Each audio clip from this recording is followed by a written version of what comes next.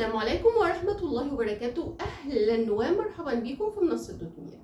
سؤال سألته كتير من الطلبة اللي ناويين يدخلوا مدارس تمريض بعد الإعدادية، يا ترى مجموعي العالي بيضمن ليا اللي أنا إن شاء الله هتقبل؟ لا. ليه يا دكتور كده؟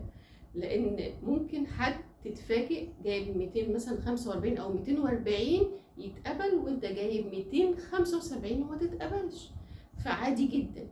ايه هو بقى السبب اللي يخلي حد اقل في المجموع يتقبل وحد اعلى في المجموع يترفض؟ ده اللي هنعرفه في حلقة النهاردة، فتابعوا لنا. مدارس التمريض من ضمن شروطها المهمة اللي لازم كده نضرب لها تعظيم سلام ونخلي بالنا منها كويس جدا، اختبارات القبول.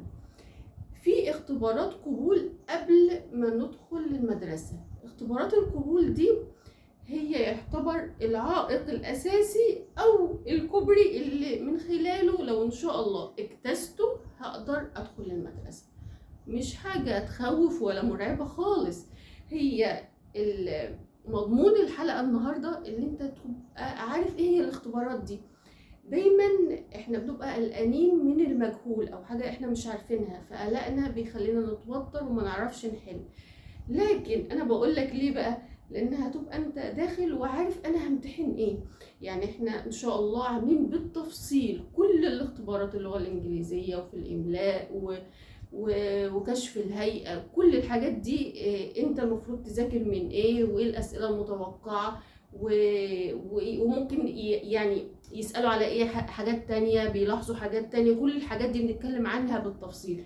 فكونك عارف الحاجات دي تفاصيل بسيطة جدا، او مثلا هتذاكر ايه في الانجليزي بتطمنك والموضوع بيكون سهل. هو موضوع مش اللي هو صعب بقى وهنقعد نذاكر زي الشهادة الإعدادية وكده، لا خالص خالص.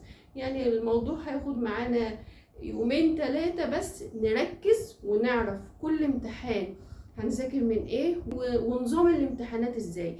وده اللي انا عاملاه عندي بالتفصيل في القناة، وهبتدي انزله لكم واحدة بواحدة ومعاكم في كل اختبار.